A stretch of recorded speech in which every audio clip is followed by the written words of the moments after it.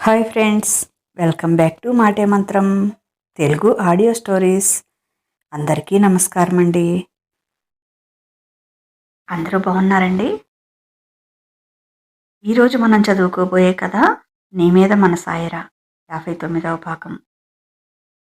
నేను హాస్పిటల్కి వెళ్ళానండి, అందుకే ఎపిసోడ్ ఇవ్వలేకపోయాను. ఇక కంటిన్యూ చేద్దాం.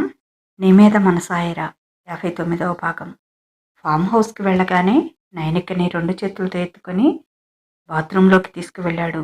ఇద్దరూ సరిగంగ స్నానాలు చేశారు. తడిసిన ఆమె అందాలతో ఆడుకుంటూ, ఆమె తనువంతా ముద్దుల ముద్రలు వేస్తూ, తన చేతులతో పెదవులతో ఎక్కడెక్కడో తాకుతూ, ఆమెలో తాపాన్ని పెంచి, తన చేష్టలతో ఆమెను రెచ్చగొట్టి శృంగార సమరానికి సంసిద్ధురాలిని చేస్తాడు. పూర్తిగా తాపంతో వేడెక్కిన నైనిక దేహం విరాట్తో కలయిక కోసం తప్పించిపోయింది. ఆమెను తీసుకెళ్లి బెడ్ మీద పడేసి ఆమె మీద చేరిపోయాడు. ఆమెను కిస్ చేయమంటాడు. అసలే కసి మీద ఉన్న నైనిక వైల్డ్గా కిస్ చేస్తుంది. అతని ఒంటి మీద తన గోటి గుర్తులు, పెదవుల మీద పంటిఘాట్లు బహుమతి ఇస్తుంది. రొమాన్స్లో రెచ్చిపోయి విరాట్కి స్వర్గం చూపిస్తుంది. ప్రణయ యుద్ధం ముగిసింది. తనువుల తాపం తీరింది. ఆమె పెదవుల మీద ముద్దు ఇచ్చి పక్కకి దొర్లి ఆమెను తన గుండెల మీదకి లాక్కున్నాడు. ఆయాసపడుతున్న ఆమె చెవిలో ఏదో చెప్పాడు. బావా అంటూ సిగ్గుపడుతూ అతని ఎదలో మొహం దాచుకుంది. నువ్వే నన్ను అలా ప్రొవోక్ చేశావు అంది గోముగా. ఏం పర్లేదు, నువ్వు అలా ఉంటేనే నాకు చాలా నచ్చేశావు ఈరోజు. ఎప్పుడూ అత్తిపత్తిలా ముడుచుకుపోతే అంత మజా ఉండదు. అప్పుడప్పుడు నా కోసం ఇలా కూడా ఉండు అన్నాడు, తన మొహం మీద పడుతున్న ఆమె జుట్టును ప్రేమగా చెవుల వెనక పెడుతూ. మరింతగా సిగ్గుపడి అతని మెడవంపులో దూర్చేసింది మొహాన్నే. చేసేదంతా చేసి ఇప్పుడు సిగ్గుపడుతున్నావా? చూడు ఎలా కొరికేశావో అన్నాడు తన పెదవులు చూపిస్తూ చిలిపిగా. అతని పెదవుల వైపు చూసి నివ్వెరపోయింది. అతని పెదవుల్ని పచ్చడి చేసింది తను. 2-3 పంటిఘాట్లతో ఎర్రగా కొంచెం వాచిపోయి ఉన్నాయి. ఇవేం చూశావు, ఇటు చూడు ఎలాగిచ్చావో అన్నాడు. విరాట్ గుండెల మీద భుజాల మీద చాలా గోటి గుర్తులు ఉన్నాయి. ఇలాంటి అనుభవాలన్నీ ఎప్పుడూ తనవి. వెరైటీగా ఈరోజు అలాంటి గుర్తులన్నీ బావ ఒంటి మీద ఉన్నాయి. అవన్నీ చూసి ముందు స్టన్ అయ్యింది. తరువాత సిగ్గుతో చచ్చిపోయింది. విరాట్ని ఫేస్ చేయలేకపోయింది. అతని మెడవంపులో మొహం దాచుకుంది. సారీ బావా, నాకు తెలియలేదు అంది ఏడుపు గొంతుతో. సారీ ఎందుకే బంగారం అన్నాడు. చీ, మరీ సిగ్గు లేకుండా ఎలా చేశాను అంది. సిగ్గుతో బాధతో ఆమె కంఠం పూడుకుపోయింది ఆ మాట అంటుంటే. ఆమె మొహాన్ని తన దోసిట్లో పట్టుకొని, నా దగ్గర నీకు సిగ్గెందుకే పిచ్చి? నీ దగ్గర నేను, నా దగ్గర నువ్వు సిగ్గుపడితే ఎలా? రొమాన్స్లో అస్సలు సిగ్గనేది ఉండకూడదు. సిగ్గుపడితే అస్సలు ఎంజాయ్ చేయలేము. నువ్వు ఇలా ఉండటం నాకు చాలా నచ్చింది అన్నాడు. కానీ మరీ ఇలా బరి తెగించి అంటున్న ఆమె నోటిని తన నోటితో మూసేశాడు. ఆమె పెదవులు వదిలి, దీన్ని బరి తెగించటం అనరు బంగారం, ప్రేమని పంచుకోవటం అంటారు. నువ్వు నన్ను ఎంత డీప్గా లవ్ చేస్తున్నావో, ఎంత డీప్గా కోరుకుంటున్నావో ఎక్స్ప్రెస్ చేశావు ఈ చర్య ద్వారా, అంతే అన్నాడు. కానీ నాకు మాత్రం సిగ్గేస్తుంది. చాలా బాధగా కూడా ఉంది నేను చేసిన పనికి. సారీ బావా, ఇంకెప్పుడు ఇలా చేయను అంది. నో, ఈ మాట మళ్ళీ అన్నావంటే నేను అస్సలు ఊరుకోను. నాకు ఈరోజు లాంటి రొమాన్స్ మళ్ళీ మళ్ళీ కావాలనిపిస్తుంది. మరి దాన్ని నేను ఎవరి దగ్గర ఎక్స్పెక్ట్ చేయగలను? ఇలాంటి ఎక్స్పీరియన్స్ ఓన్లీ నా భార్య అయిన నీ దగ్గరే కదా. బయటి వాళ్లతో రొమాన్స్ చేయలేను కదా. నువ్వు రొమాన్స్ విషయంలో నా దగ్గర అస్సలు సిగ్గుపడద్దు ప్లీజ్ బంగారం. ఇది మనిద్దరికీ మాత్రమే సంబంధించిన విషయం. ఇంకెవరి దగ్గర ఇలాంటి ఎక్స్పీరియన్స్ పొందలేము. అర్థం చేసుకో. నువ్వు నా దగ్గర చాలా ఫ్రీగా ఉండాలి. ఏ విషయంలో అయినా నేను నీతో ఎంత ఫ్రీగా హక్కుగా ఉంటున్నానో అలా నువ్వు కూడా నాతో ఉండాలి. నేను చెప్పేది ఒక్క సెక్స్ విషయంలోనే కాదు, అన్ని విషయాల్లో కూడా అలాగే ఉండాలి. భార్యగా నా మీద నీకు అన్ని రకాల హక్కులు ఉన్నాయి. అలాగే నన్ను, నా ఫ్యామిలీని ప్రేమించి, గౌరవించి, సంతోషంగా చూసుకోవాల్సిన బాధ్యత కూడా ఉంది. అదే హక్కు, బాధ్యత నీ మీద నాకు కూడా ఉంది. అలా ఉన్నప్పుడే అది ఆదర్శ దాంపత్యం అవుతుంది. ఇక రొమాన్స్ విషయానికి వస్తే అది కేవలం మనిద్దరికీ మాత్రమే సంబంధించింది. దానిలో హద్దులు ఉండటానికి నేను ఒప్పుకోను. నువ్వింకా చిన్నపిల్లవే. ఇవన్నీ నీకు తెలియవు. అందుకే చెప్తున్నాను. మనమిద్దరం సమానం. అన్నిట్లో కూడా. ఇంటి విషయాల్లో అయినా, బిజినెస్లో అయినా నీకు నచ్చిన సలహా నువ్వు చెప్పు. బాగుంటే ఇంట్లో అందరితో చర్చించి నిర్ణయం తీసుకుందాం. బెడ్ మీద కూడా మనిద్దరం సమానమే. నీకు నచ్చినట్లు ఫ్రీగా నువ్వు ఉండొచ్చు బంగారం. ఆ విషయంలో నాకు హద్దులు పెట్టొద్దు. నువ్వు హద్దుల్లో ఉండొద్దు. నువ్వు ఈరోజు చేసిన దాన్ని బరి తెగించటం అనరే, మొగుడు మీద ప్రేమ చూపించటం అంటారే పిచ్చి. మన గ్రంథాల్లోనే రాశారు శయనేషు రంభ అని. రంభ అంటే ఎవరో తెలుసుగా, ఇంద్రసభలో నర్తకి. మునులు రాక్షసులు తపస్సు చేసేటప్పుడు వాళ్ళ తపస్సును భగ్నం చేయటానికి వాళ్ళ దగ్గరికి పంపేవాడు ఇంద్రుడు. నీలా సిగ్గుపడకుండా తన అందంతో హొయలతో రెచ్చగొట్టి వాళ్ళని వశపరుచుకొని వాళ్ళ తపస్సు భగ్నం చేసేది. ముక్కు మూసుకొని తపస్సు చేసే మునులనే లోబరుచుకుందంటే ఆమె ఎంత జాణ అయి ఉండాలి. భార్య కూడా అలాగే జానతనం చూపించి భర్తని తన వశం చేసుకోవాలి. భర్త దగ్గర, ముఖ్యంగా బెడ్ మీద సిగ్గుపడకూడదు అని పెద్దలు చెప్పారు. ఇప్పుడు నీ మొగుడు చెప్తున్నాడు, నువ్వు వినాలి. అర్థమైందా మొద్దు అన్నాడు. అంది సిగ్గుపడుతూనే. అబ్బా, నీ సిగ్గుతోనే నన్ను చంపెట్టున్నావే రాక్షసి. చిరు సిగ్గు అందంగా ఉంటుంది. అతిగా సిగ్గుపడటం, పడకూడని చోట సిగ్గుపడటం ఎబ్బెట్టుగా ఉంటుంది. అర్థం చేసుకో బంగారం అన్నాడు. అబ్బా, నీకు క్లాస్ పీకి పీకి నాకు తిన్నదంతా అరిగిపోయింది. ఆకలేస్తుంది అన్నాడు. అయ్యో బావా, ఆకలేస్తుందా? ఇక్కడేమైనా ఉన్నాయో లేవో. కింద కిచెన్లోకి వెళ్ళి చూస్తాను. తినటానికి ఏమైనా ఉన్నాయేమో. కనీసం పాలైనా ఉండొచ్చు. పాలు తాగుతావా, కాఫీ తాగుతావా అంది. నాకు పాలు కాఫీ వద్దు, అమృతం కావాలి. నాకు ఆ ఆకలి కాదు, నీ ఆకలి వేస్తుంది. నిన్ను తినేస్తాను అంటూ ఆమె పెదవులు అందుకున్నాడు. అతని చేతులు అప్పటికే ఆమె నగ్న శరీరం మీద ఎక్కడెక్కడో తడుముతున్నాయి. బావా, అప్పుడేనా అంది. ఏం వద్దా, టైర్డ్ అయ్యావా అన్నాడు. అని అదేం లేదు బావా, బానే ఉన్నా అంది. అతను ఎక్కడ డిసప్పాయింట్ అవుతాడో అని. ప్రేమగా ఆమె నెత్తి మీద ఒకటి ముట్టి, సరే బుజ్జు, పొద్దున్నే లేపుతా, అప్పుడు మాత్రం లేవాలి అన్నాడు. ఆమె చెక్కుల మీద ముద్దు పెడుతూ అతన్ని కౌగిలించుకొని విశాలమైన అతని హృదయం మీద తల ఆనించి కళ్ళు మూసుకుంది. చిన్నగా జోకొడుతూ తను కూడా నిద్రలోకి జారుకున్నాడు. అక్కడ ఇంట్లో పడుకున్నాడు కానీ నిద్ర పట్టలేదు నరేంద్ర భూపతికి. ఏదో ఆలోచిస్తున్న భర్తని చూస్తూ, ఏంటండి అంత ఆలోచన అంది సుమ. ఏం లేదురా అన్నాడు. మీ గురించి నాకు తెలియదా, ఏంటి సంగతి అంది అతని చెంప మీద చెయ్యి వేసి నిమురుతూ. ఏవో పాత ఆలోచనలు అన్నాడు. ఎందుకండి అంత ఆందోళన కనబడుతుంది మీ కళ్ళలో? ఏం జరిగింది? నైనీ గురించా? దాని గురించి అయితే మనమేమీ ఆలోచించే పని లేదు. నా పుట్టింట్లో నా అల్లుడి దగ్గర అది బంగారంలాగా ఉంటుంది. మన ఇంట్లో కంటే సేఫ్గా ఉంటుంది అంది. అది నాకు తెలియదా? నువ్వు చెప్పాలా నా అల్లుడి గురించి? వాడిని అల్లుడిలాగా మనం ఎప్పుడైనా అనుకున్నామా? అత్తామామ అని వాడెప్పుడైనా అనుకున్నాడా? వాళ్ళ అమ్మా నాన్నతో పాటే మనల్ని సమానంగా ప్రేమిస్తాడు. నా కూతుర్ని పువ్వుల్లో పెట్టి చూసుకుంటాడు. అసలు నాకు అలాంటి ఆలోచనే లేదు. అది అత్తగారింటికి వెళ్తుంది అన్న ఫీలింగ్ లేదు నాకు అన్నాడు. మరెందుకు బుజ్జి అంత ఆలోచన అంది ప్రేమగా.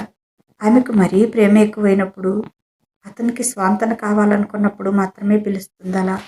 ఆమెను తన దగ్గరకు లాక్కొని ఆమె గుండెల్లో తలపెట్టుకొని, ఏం లేదురా, మన గతం మన బిడ్డని బలి తీసుకోవాలనుకుంది. విరాట్ లేకపోతే మన చిట్టి తల్లి ఏమైపోయి ఉండేదో. ఊహించుకోవటానికి కూడా నాకు భయమేస్తుంది అన్నాడు ఆమెను గట్టిగా పట్టుకొని. ఆ మాట అంటుంటే భయంతో అతని గొంతు వణికింది. ఏమైందండి? ఎందుకలా మాట్లాడుతున్నారు? అంది ఆందోళనగా. ఎప్పుడూ పులిలో గర్జించే తన భర్త కంఠంలో భయంతో కూడిన వణుకు. ఆమె ఊహించుకోవటానికి కూడా భయపడింది. ఏం జరిగి ఉంటుందోనని. సుమకి చెప్పాలి అనుకోలేదు. కానీ ఆమె దగ్గర అతని మనసులో ఏమీ దాచలేడు. తన సంతోషం, బాధ, భయం ఏదైనా సరే ఆమె ఇట్టే కనిపెట్టేస్తుంది. వారిద్దరి తనువులు వేరైనా మనసులు ఒకటే.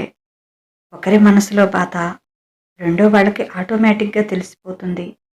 అదేం లేదులేరా, అదంతా ముగిసిపోయింది. వింటే ఇప్పుడు నువ్వు మళ్ళీ బాధపడతావు అన్నాడు. ముందు చెప్పు బుజ్జి, ఏం జరిగింది?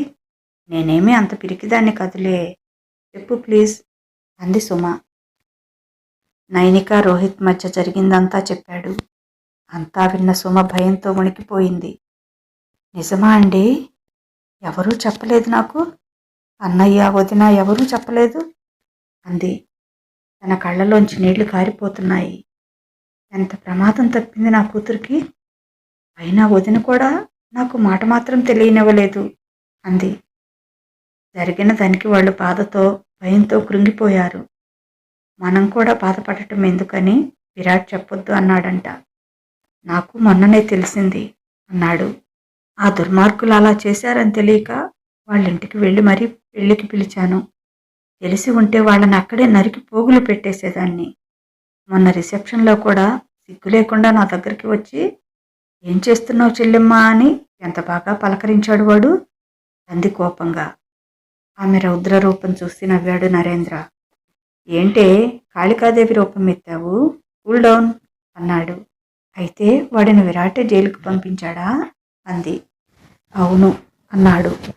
మరి మీకు తెలిసి ఏం చేయలేదా? మీరు కామ్గా ఉన్నారా?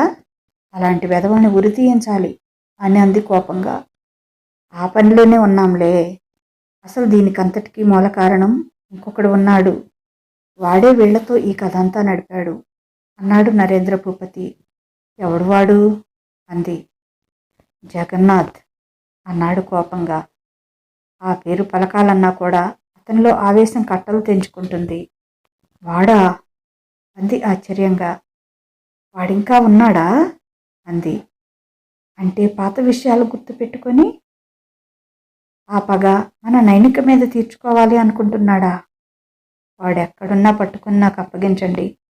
వాడిని నా చేతులతోనే నరికేస్తాను. అప్పుడు నా వెంట పడ్డాడు. వీలు కాక నన్ను బ్యాడ్గా చిత్రించాలని చూశాడు.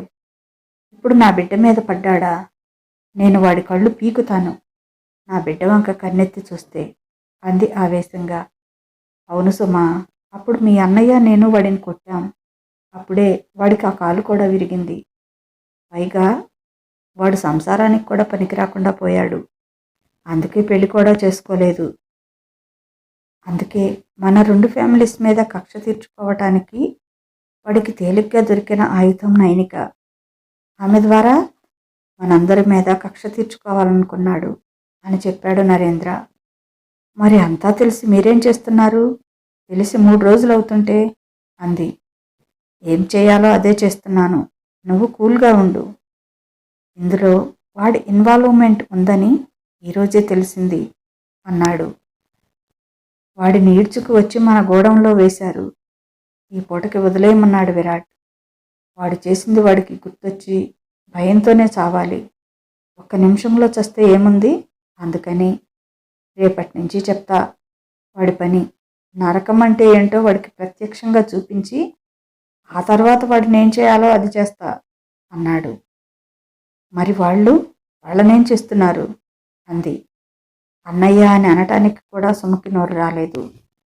వాళ్ళనేం చేయాలో విరాట్ చూసుకుంటాను అన్నాడు. వాళ్ళు బ్రతుకున్నంతకాలం ఇక జైల్లోనే. బయట ప్రపంచంలో తిరగటానికి ఇక వీల్లేదు. వాళ్ళు జైల్లోనే ఉంటే బ్రతికిపోతారు. బయటకు వస్తే ఆ రోజే నా చేతిలో చస్తారు అన్నాడు పొగరగా. ఇంకా మన చిట్టి తల్లికి భయమేమీ లేదుగా అంది ఆందోళనగా సుమ. నీ అల్లుడు పక్కనుండగా దానికి భయమేముందే అన్నాడు నవ్వుతూ. అవునండి, వాడు ముందుగా కనిపెట్టి ఆఫీస్లో దానికి ఒక గార్డెన్ ఏర్పాటు చేసి కాపలా పెట్టి ఉండకపోతే మన నైనిక ఏమైపోయి ఉండేదో. దానికి బావంటే పిచ్చి ప్రేమ. వాడి స్థానంలో వేరొకరిని ఊహించుకొని కూడా ఊహించుకోలేదు. అదేమైపోయేదో అంది కన్నీళ్లు పెట్టుకుంటూ. వాళ్ళిద్దరికీ భగవంతుడు వాళ్ళు పుట్టినప్పుడే రాసి పెట్టాడే. ఈ మనుషులు విడదీయాలని చూస్తే వాళ్ళు వేరైపోతారా ఏంటి అన్నాడు. కానీ అది ఊహించుకుంటే నాకు భయమేస్తుందండి. మన బంగారు తల్లి మనకు దక్కేది కాదు. విరాట్ పిచ్చివాడైపోయేవాడు. మన బిడ్డలిద్దరి పరిస్థితి ఏమయ్యేదో అంది ఏడుస్తూ. ఇందుకేరా మనం ఇలా బాధపడతామని వాడు మనకి చెప్పనివ్వలేదు. తను ఎంత పెయిన్ అయినా తీసుకుంటాడు ఫ్యామిలీ కోసం. నీకు అస్సలు తెలియని వద్దని చెప్పారు మీ అన్నయ్య విరాట్ కూడా. నా మనసులో భారం దించుకోవటానికి నీకు చెప్పాను అన్నాడు నరేంద్ర. వాళ్ళని మాత్రం ఊరికే వదలకండి. ముఖ్యంగా ఆ జగన్నాథ్ చిన్నపిల్ల. అదేం చేసింది వాడిని దాని మీద కక్ష తీర్చుకోవటానికి అంది కసిగా. ఎందుకు ఊరుకుంటాను? నా బిడ్డ జీవితం నాశనం చేయాలనుకున్న వాడిని అంత తేలిగ్గా వదిలేస్తానా? వాడికి ఈ నరేంద్ర భూపతి అంటే ఏంటో పూర్తిగా తెలియదు. చూపిస్తాను వాడికి అన్నాడు వంకరగా నవ్వుతూ. ఏడుస్తున్న సొమ్ముని దగ్గరకు తీసుకొని ఆమె కళ్ళు తుడిచి, ఇందుకే నీకు చెప్పాలనుకోలేదు నేను కూడా. చెప్పు చెప్పు అని గొడవ చేశావు. నా మనసులో ఏమున్నా నీకు చెప్పకుండా ఆగలేను. అందుకే చెప్పేశాను. ఇంకా ఇలా ఏడిస్తే ఊరుకోను. అంతా నేను చూసుకుంటానుగా. నా సంగతి నీకు తెలుసుగా. ధైర్యంగా ఉండు. నీ నవ్వే నాకు ధైర్యం, బలం అన్నీ అన్నాడు ఆమె పెదవుల మీద ముద్దు పెడుతూ. అబ్బా ఊరుకోండి, మరీ కుర్రాళ్ళు అయిపోతున్నారు అంది సిగ్గుపడుతూ. కుర్రాడిని కాక ముసలాడినా ఏంటి అన్నాడు ఆమె నడుము మడతలు సవరిస్తూ. కాదా ఏంటి, కూతురికి కూడా పెళ్లి చేశారు. అల్లుడు కూడా వచ్చాడు. ఇంకో సంవత్సరం అయితే తాత కూడా అవుతారు. ఇంకా కుర్రాడిని అనుకుంటున్నారా అంది. అనుకుంటున్నాను, అనుకుంటూనే ఉంటాను. మరి మా ఆవిడ నాకు ఇప్పటికీ కొత్త పెళ్లి కూతురులానే కనిపిస్తూ నన్ను కవ్విస్తుంది. నిన్న అలా చూడగానే నాలో యవనం పొంగుకొస్తుంది. ఏం చేయను డార్లింగ్ అన్నాడు.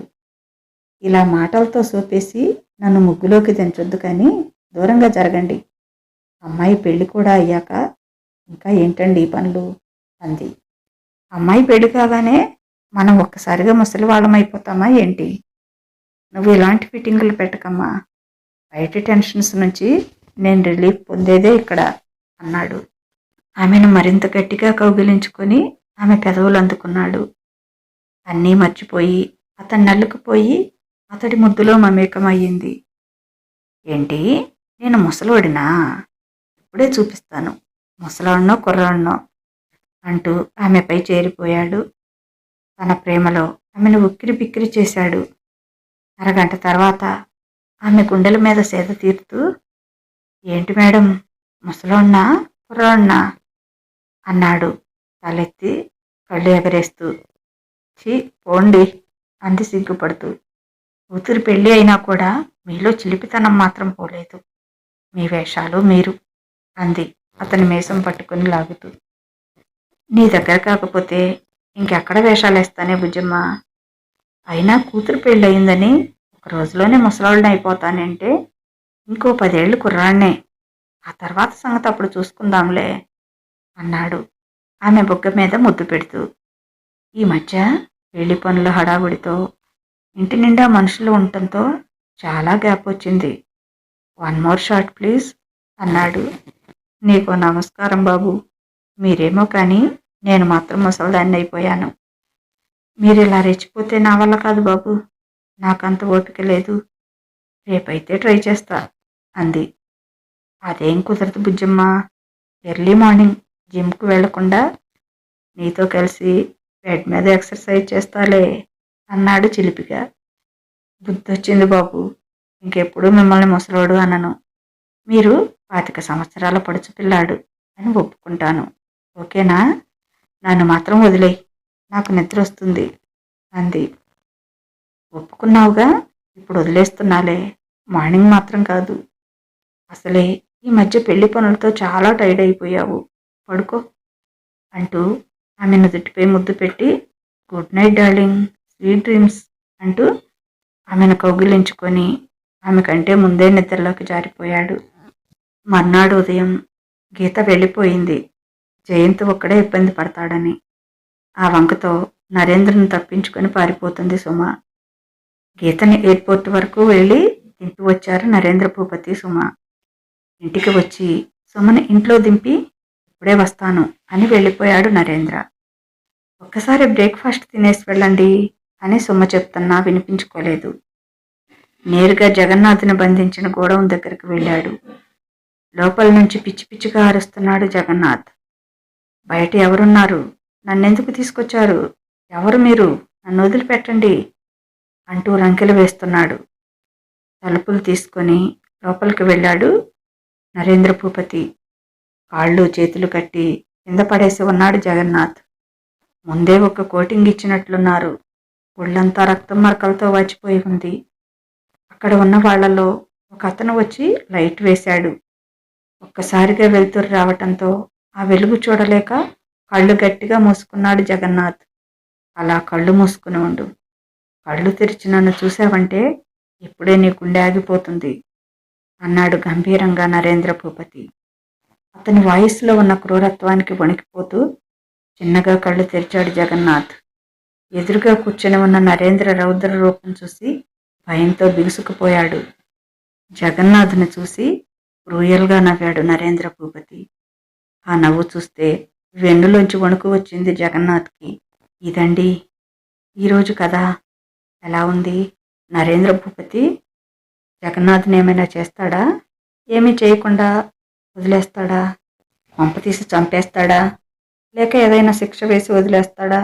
ఏమో చూద్దాం ముందు ముందు ఎపిసోడ్స్లో ఏం జరుగుతుందో. మీరు ఫాలో అవుతూ ఉండండి.